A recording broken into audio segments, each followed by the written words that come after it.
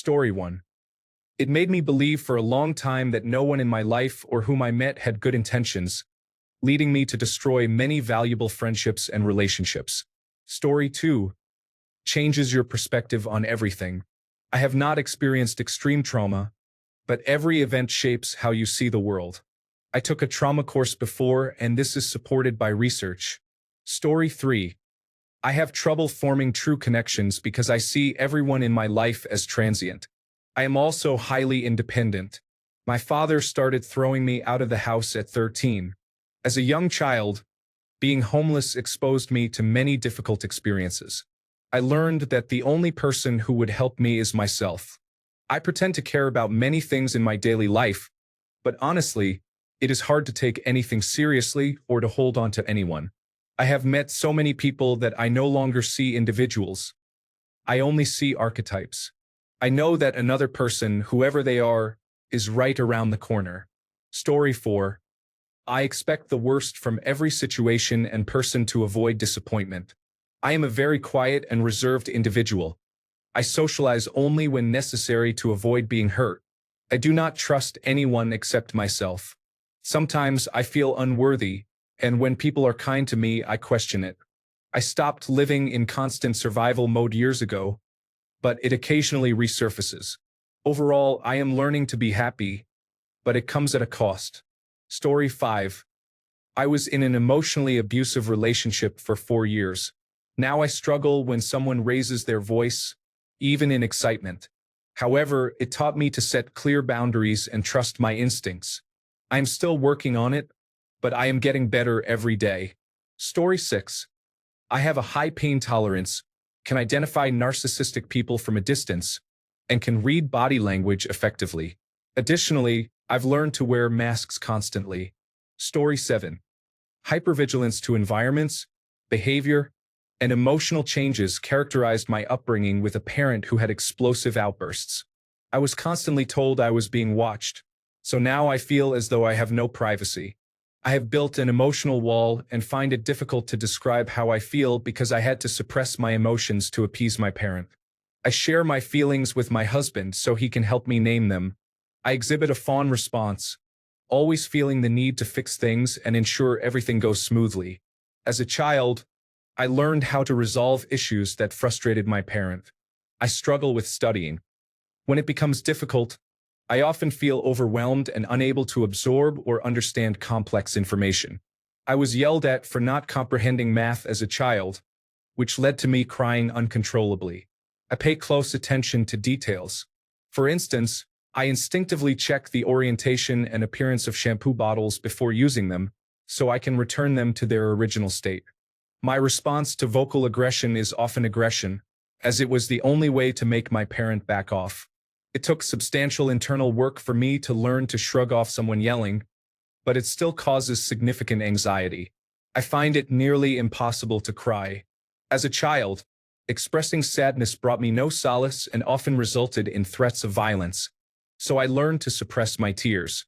Now, even when I want or need to cry, I cannot. I have become adept at reading manipulative individuals. They exhibit subtle tells that trigger my instincts, likely due to growing up with an emotionally immature and manipulative parent. My parent was a single parent, diagnosed as psychopathic, depressed, and prone to explosive outbursts. For the majority of my formative years, they were not on medication. I am an undiagnosed autistic adult with a nervous system condition that causes chronic pain, starting from age 6. I am in a difficult place, but I am improving since going no contact and distancing myself from my past when I left the country to marry my husband. Story 8.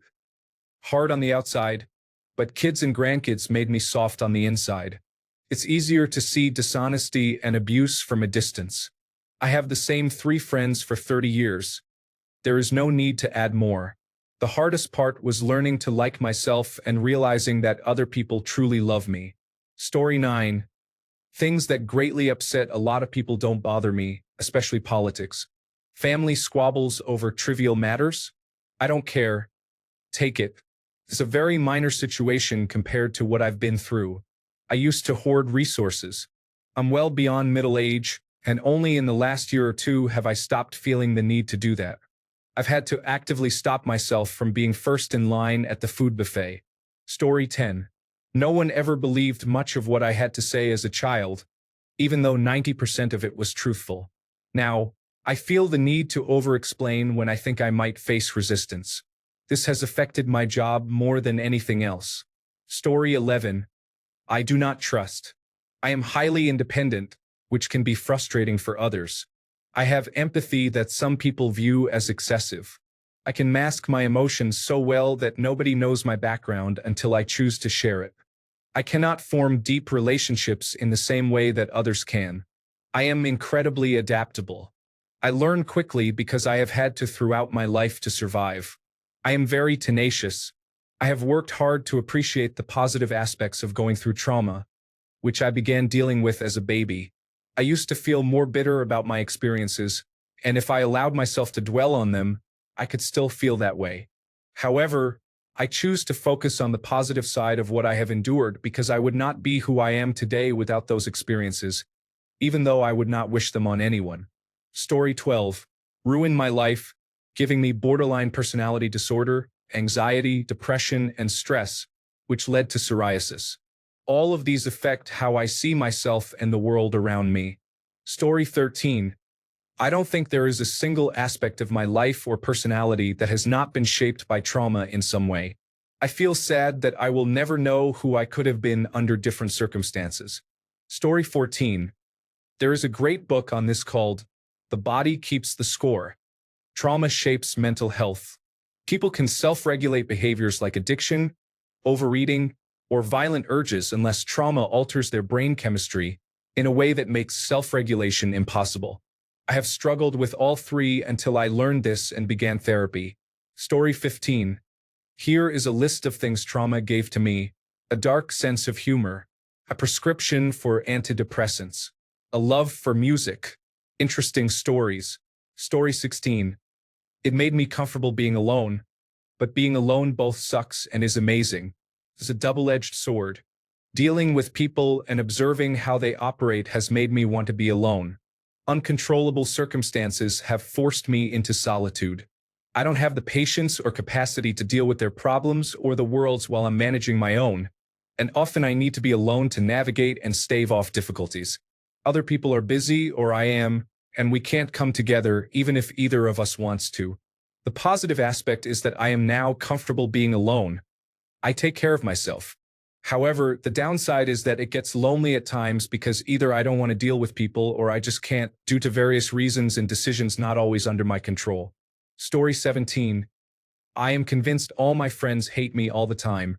It has cost me friends and caused a lot of problems that I am trying to manage on my own. Story 18. It shaped me into a mentally vulnerable person, an emotional wreck who doesn't care about anything yet cares too much. Story 19. Trauma has made me more cautious and careful with those I trust. I have become more defensive and reserved with certain people because I know how easily I can be hurt. Story 20. It changes you completely. I have been extremely shy, reserved, and socially anxious. I am hyper-independent and a loner. I have battled low self-esteem most of my life. I have experienced body dysmorphia and a lot of self-hatred. I am a perfectionist who thinks I am worthless if I am not perfect. I have trust issues. I do not believe people when they say they will be there for me. I always expect the worst or wait for the other shoe to drop. I have an avoidant attachment style. 10. I often see only the worst in humanity. 11. I have a fear of being seen. 12. When I let my guard down, I am attracted to emotionally unavailable people. 13. I had a humiliating relationship that further destroyed my trust. 14. Loud noises and loud voices are triggering. I am pretty sure it shaped my values and political beliefs. It is why I am more of a social justice advocate. I have been healing and the above is getting better, but now I deal with 1. Subconsciously self-sabotaging as I get closer to reaching my goals. Wanting to flee from safe people and environments. Feeling shame for what I went through, even though it is not my fault. Story 21. It has caused me to behave poorly towards others without realizing it, as I have never witnessed what a healthy, functioning relationship truly looks like. Story 22. I move around the house as quietly as possible, gently closing cupboards and doors, and putting dishes away without making noise. I flinch when I hear banging coming from upstairs or the next room. Story 23. Every comment so far has been very accurate, from lack of confidence to masking until you barely know yourself anymore. In my case, it also left significant marks on my day-to-day life. For example, if people yell, slam drawers or doors, or get up abruptly near me, it instantly triggers my fight or flight response. I can never use both earbuds or headphones, even at home, because it makes me really anxious. I'm very aware of my surroundings and alert at all times, which leads to constant exhaustion. I also experience regular rejection sensitivity while feeling like everyone around me doesn't like me, dealing with imposter syndrome, and struggling to understand if my experiences are normal or if I have normalized something that is actually really bad. I tend to overshare, which is just one of those common challenges. On the upside, while the trauma and my attention deficit/hyperactivity disorder make daily life difficult, they also transform me into a capable problem solver in stressful situations.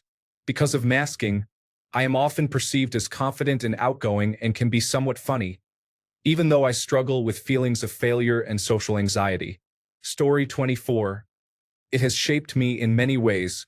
I have a deep fear of abandonment, but also a strong desire for independence. I have struggled to feel worthy of love. I am constantly waiting for the other shoe to drop. I have spent years trying to outrun my feelings and problems, but I am finally facing them. Mostly, I am afraid. I am afraid of failing, but also of feeling like I have already failed. I am afraid of being left behind. I am afraid that I will never be good enough. I am afraid that I have already messed up my life beyond repair. Yes, I am afraid all the time. Story 25. Everyone has left me, and I expect everyone to leave me. I have built up 35,000-foot walls and don't think I'll ever knock them down. I'm a cold-hearted person who still somehow wants to love and be loved, but I know it would be the end of me if I let someone in again. Story 26. I have trouble asking for help because, growing up, every time I tried, I would be brushed off, laughed at, or made to feel stupid for asking. I've gotten a little better with this. I used to refuse to ask for help even when not doing so put me in a worse position than if I just sucked it up and asked. As a rule of thumb, I generally don't delve deeply into my childhood or the environment in which I grew up. People have asked, but I've intentionally kept my answers vague because, in my experience, the best-case scenario is that people just don't understand, and at worst, they will use that information against me in some way. My high school classmates used whatever information they could in an attempt to bully me. My mom ensured that I understood I wasn't loved, I would never be loved by anyone, and I was never going to be deserving of love. Because of this, I'm constantly waiting for my friends to realize that I'm not worth their time and drop me. I fully expect to be completely alone someday. I tense up if I'm around people in conflict, even if I'm not involved. Growing up, my parents argued a lot, and most of the time, it ended with them attempting to use me against each other or redirecting their anger towards me. I now expect this to happen whenever I am around people in conflict. Story 27. I was hit by a car when I was 10 and have been scared to live my life since then. It's been 23 years and counting. I have a lot going for me now, but I still feel fearful and sad. Story 28. When my dad died during the COVID pandemic, it turned my world upside down in ways I'm still figuring out. The isolation of that time made it so much heavier with no proper goodbyes, just me and my thoughts in a quiet house. It has shaped me into someone who clings more to the people I love, because I know how fast things can change. I'm more anxious now, always bracing for the next challenge. But it has also pushed me to find strength I didn't know I had. Story 29. It made me very cautious. I am no longer a giver or a romantic. I no longer see people for their potential but only for who they truly are, without idealizing or sugarcoating. I carefully consider who I let into my life, ensuring they are good for me. I avoid actions that could harm me in the end. I no longer allow myself the space for mistakes. I strive to avoid any mistakes I can prevent. It may sound harsh, but I have learned my lesson. Story 30. I feel more numb and disconnected from my emotions. Sometimes, I find it hard to relate to others because of my experiences. I wear a mask in public and avoid discussing my past since it makes others uncomfortable. However, I can compartmentalize and temporarily dissociate from dangerous or traumatic situations as a coping mechanism. I also have deep empathy for those who are suffering, both people and animals. Story 31. It's fine. This sentence is meaningless. People say that just to suggest their trauma does not limit them. I know mine defines me, and honestly, I would not change who I am. I know that what I am is a result of the pain I have experienced, which has led me to be a very compassionate person. Story 32. I became very paranoid after leaving high school, feeling confused due to ongoing bullying from multiple people, including two grown men in their 20s when I was around 10 years old. For some time, I was genuinely misanthropic. I didn't trust anyone, and whenever I left my house to walk my dog, I would carry a tool in my pocket just in case. Some of the things I posted on my old Facebook account were nonsensical, and I cringe when I think about them. I experienced extreme bouts of depression and anger outbursts, which led me to break things in my house, costing my family money. I had suppressed my anger as a child and teenager until I left high school, and it all seemed to erupt in unhealthy ways. At 17, after a major depressive episode, I even considered taking my own life. My mind convinced me that everyone was out to harm me, and I believed that random people on the street laughing or talking were mocking me. Thankfully, I sought professional help, found a job that required me to interact with people, and made many great friends. I am no longer in that dark place. However, I still get angry easily and often let my emotions get the better of me. Story 33. I often feel that I am incorrect. There are times when I have stood up for myself, and even years later, I still analyze the situation, which makes me uncomfortable. Story 34. I could say it made me stronger, but I was a child. I didn't need to be strong. I needed to be safe. Honestly, it shattered me, and the good I have in my life now is all me, not my trauma. I made myself who I am despite what I went through, not because of it. Story 35. I wouldn't say my parents' divorce when I was a toddler was traumatic, but I realized that I cannot comprehend parents having a relationship beyond their children. I find it astounding that my friends' parents can talk about anything together whenever they want. Story 36. I'm 58. We never called it trauma back then. I trust very few people. I almost never ask for help in my personal life because no one ever helped me growing up, so I relied on myself.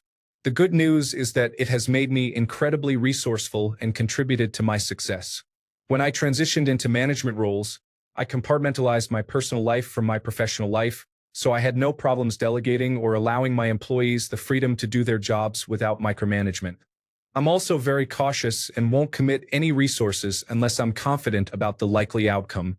Fortunately, I found my soulmate at age 16, and we've been married for over 30 years.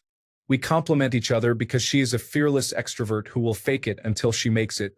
Well, she made it. In the end, we built a nice life together. Story 37. Taught me how to mask effectively, but also left me feeling bitter and generally distrustful of others. Story 38. I shattered my ankle 7 years ago. It significantly impacted my life. I lost my job, my marriage, and possibly my liver due to excessive drinking. Story 39. Mostly health issues. I was diagnosed with complex post-traumatic stress disorder a few years ago, and my health has been rapidly declining over the past 2 years with no explanations. I am pretty sure I have developed some kind of autoimmune disease, but the soonest appointment with a rheumatologist is about 8 months away. Trauma and autoimmune diseases are theorized to be linked, and if you are predisposed to autoimmune diseases and experience extreme trauma, there is a chance that the trauma can trigger the disease. I am not only left to deal with mental health issues and their repercussions, but I am also fighting against becoming disabled at 26, struggling with the healthcare system, and trying to improve my situation because my family has not been supportive. Story 40. It made me constantly question whether I actually have trauma. It made me feel inadequate, as if I were just faking it or overreacting. Story 41. I scan for danger in all situations. This intensity constantly scanning people, environments, and job security. I am always ready to protect myself and those I love. Welcome to anxiety. Given my desire for security, I have worked hard and found success in my career despite the high level of stress I manage. I am focused on being a great father, drawing from my experiences of what not to do. Story 42. Compartmentalizing is the only way to get through anything. People may perceive you as cold and emotionless. Compartmentalizing and masking can make it even worse. But it is all about self-preservation when dealing with trauma. You have to do what helps you survive life. Story 43. Expert masker, and then put my new marriage to the test of, for better or for worse, 2 days after the wedding when my father threatened to harm my wife and me. It opened the eyes of many of my actual family and friends to the behind-the-scenes situations I had mentioned to them. I am incredibly funny at all times, though. Story 44. Trauma made me understand that it isn't the exception. It's the norm. We are often very bad at acknowledging this collectively. It has made me resilient, given me a high pain tolerance, and helped me remain calm in high-stress situations. However, I struggle a bit when life is calm and going well. It has also enhanced my ability to empathize with others. Since I have experienced pain, I can relate to and sometimes offer support to loved ones in my life who are struggling or have struggled. Trauma has also made me realize how lucky I am to be alive and how grateful and proud I am to have overcome difficult and painful experiences. Story 45. It's hard to find things that it didn't. My entire childhood could be considered a traumatic event, which feels strange to say because it doesn't seem that bad in hindsight. However, my therapist noticed that I have a trauma response related to almost everything from my childhood.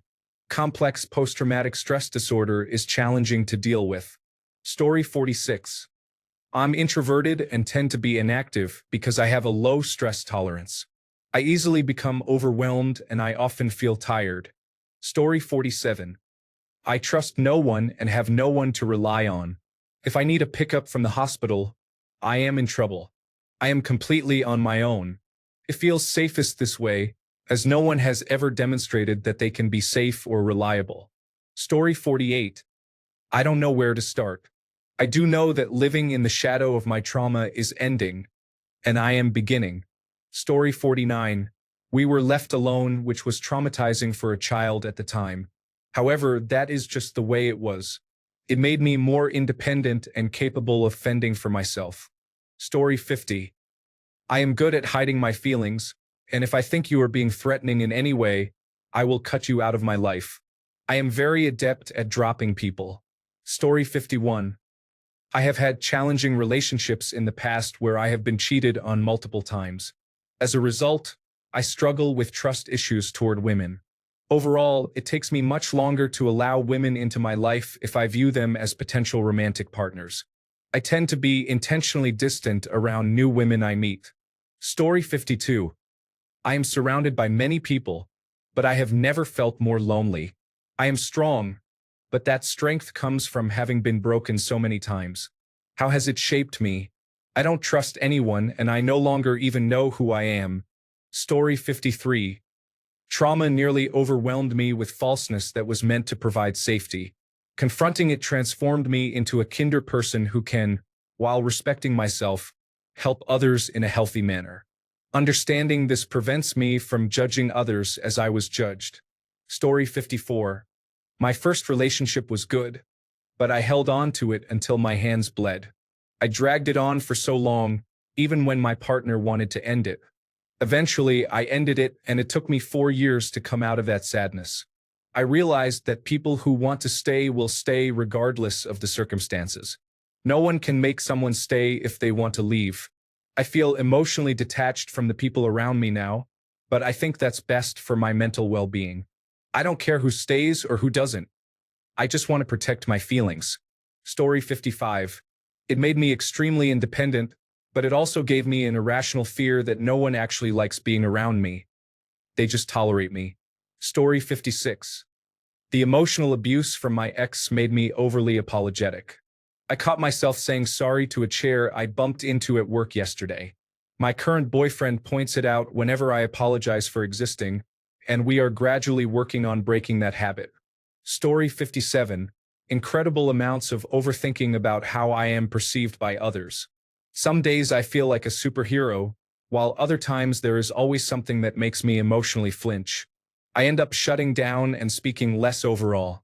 It's an ongoing battle, but I am not ashamed of myself. I understand that talking about and addressing the underlying issues will help me keep going every day. Story 58. I tend to analyze how people act and react more than I did before. I understand when not to take things personally. It is a mere reflection of the person's own trauma or hurt. I always thought it was about me or something wrong with me when people hurt me. Now I am able to identify what part one played and what part they played. I still get post-traumatic stress disorder triggers from time to time and have a fear of abandonment, but being a mother has made me very proactive in handling my trauma. It is daily work. Sometimes I am so burnt out from working on my thoughts with my therapist and from not self-sabotaging, but my son has given me a sense of purpose to keep fighting the demons. Patience goes a long way for sure. Story 59. I feel like I am trauma dumping. It took me a long time to recognize behaviors that I was tolerating and excuses that weren't normal. Through therapy, I started to have memories resurface. I learned that some of my behaviors were actually unhealthy coping mechanisms and identified my triggers. For instance, I dislike being dropped off in places without knowing when I would be picked up or even having a secure way home. The fear of being stranded if something happened during the journey to get me is overwhelming. My father used to leave my brother and me in places and come back minutes or even an hour later. I know that getting my license would help, but I am also terrified of driving. Additionally, I am in a relationship where any potential friendships I might have are discouraged because my partner fears that I might get hurt. This has made me question my judgment. I have cut off the wrong people and burned bridges that cannot be repaired. Story 60. I can be very direct and harsh at times, and I sometimes act unkindly towards those who don't deserve it. I also struggle with honesty and trustworthiness. Story 61. It taught me to be wary of people at first glance, but at the same time, I appreciate those who genuinely care about me. Story 62. I grew up in poverty with a single mother who was disorganized. The feeling of bugs crawling on my skin at night has been ingrained in my mind. I cannot stand a messy house or any form of disorder. I may come off as overly clean or meticulous, but it is more nuanced than that. I know what it is like to live in a house filled with mold, rats, cockroaches, bedbugs, and other pests. I have witnessed trails of ants climbing across the countertop. I remember finding rats nesting in my dresser. I know what it feels like to have small insects living in the carpet, forcing me to wear shoes around the house and sleep with my socks on. It was all so horrifying. I will never live like that again, which is why I am extremely intolerant of trash, waste, and messiness. The house will remain clean, trash will be thrown out, food will not be left out. Everything gets cleaned regularly, and I will not tolerate the presence of any pest other than those that are beneficial, like spiders. I still vividly remember crying in the middle of the night because of all the bedbugs crawling on my leg. Story 63. I believe it made me less naive and more realistic about human nature. I'm not jaded. I'm just a realist now. Story 64.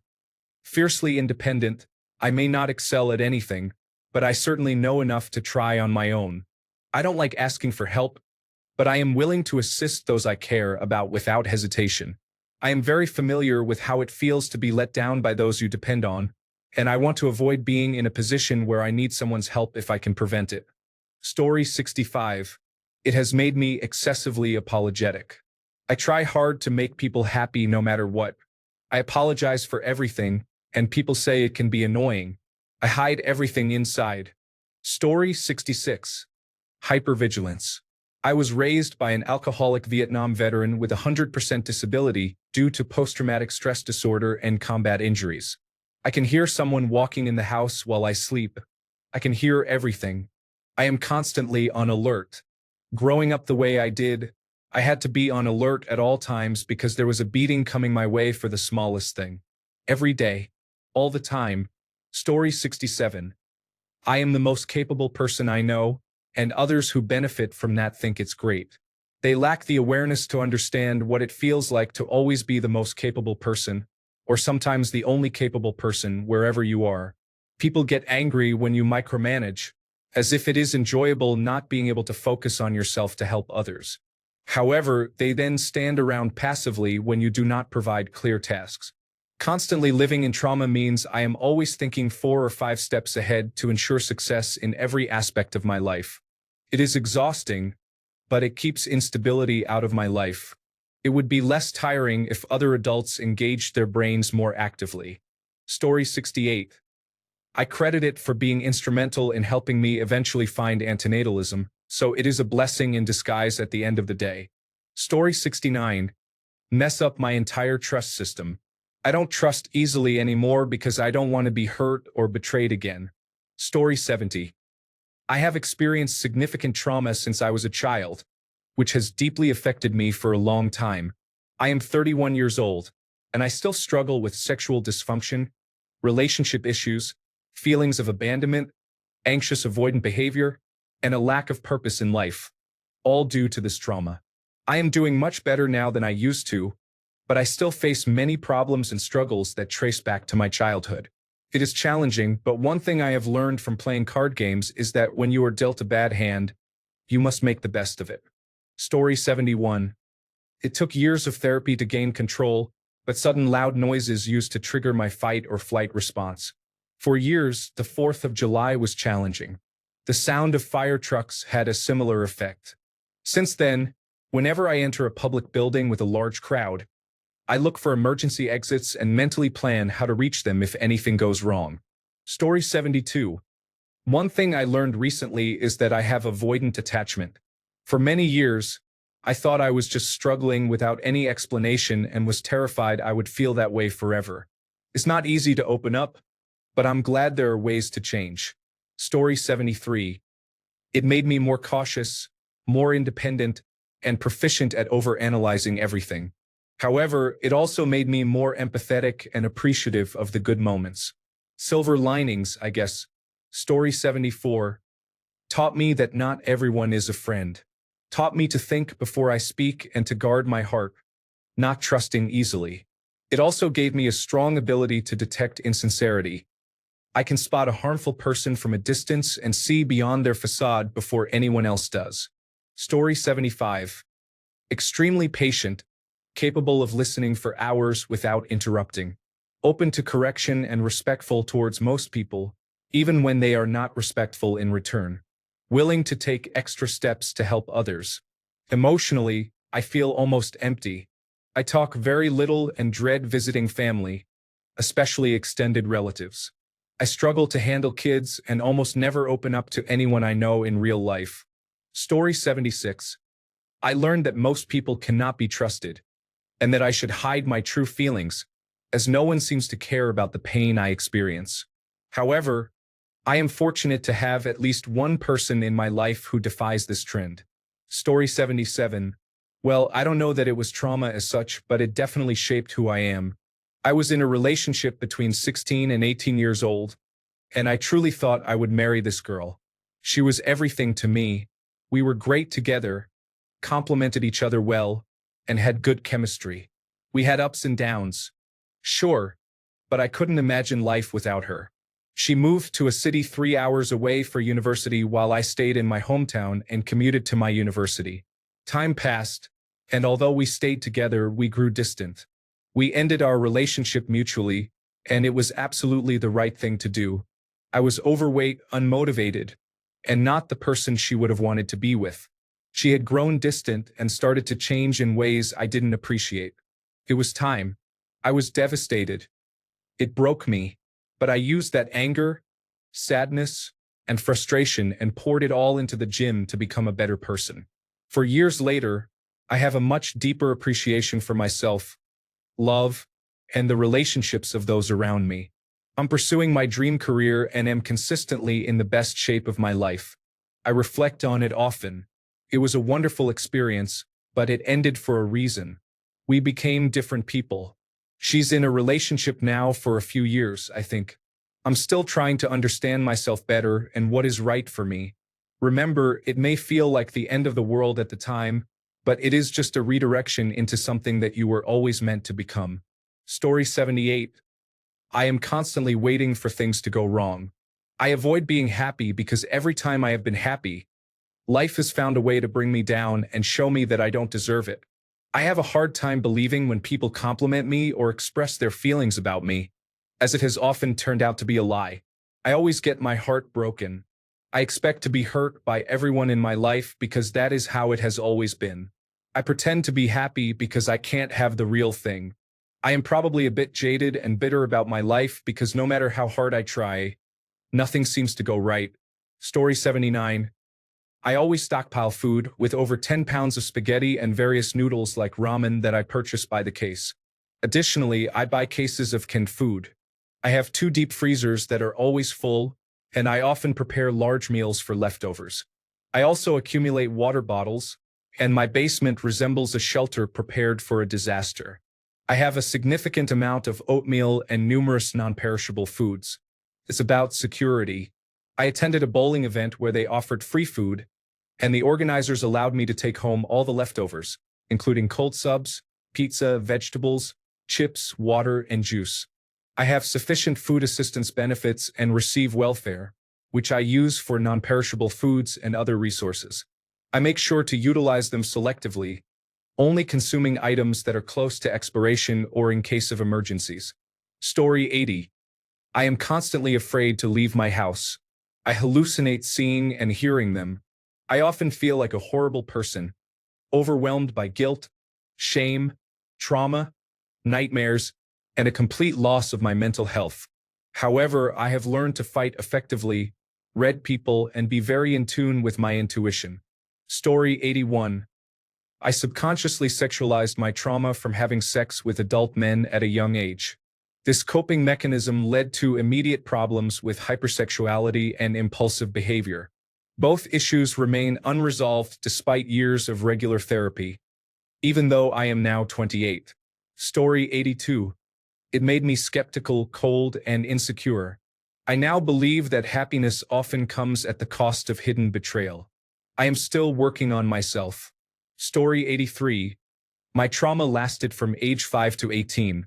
The older I got, the more I lost myself. I never had friends and hurt myself in every possible way I could think of, going through numerous therapy sessions that barely made a difference. I don't trust anyone. It took my current boyfriend 2 years to earn my trust. I always have an escape plan, no matter who I'm with or what I'm doing. Often, I'm better off alone than around people, as I feel completely insufferable due to borderline personality disorder, complex post-traumatic stress disorder, an eating disorder, and self-destructive behavior. I can barely keep a job. By week 2, I'm pacing back and forth in the break room, frantically thinking about what my colleagues will do to hurt me. I used to be a very happy child with kindness for everyone. Now, I'm a sad adult who dissociates all day, every day, trying to be invisible and prevent further destruction in my life. On the bright side, if it weren't for all the time I spent alone, I wouldn't have become as good of an artist as I am now. You win some, you lose some. Thanks a bunch for sticking around till the end of the video. Remember to subscribe, and until next time, stay awesome and goodbye.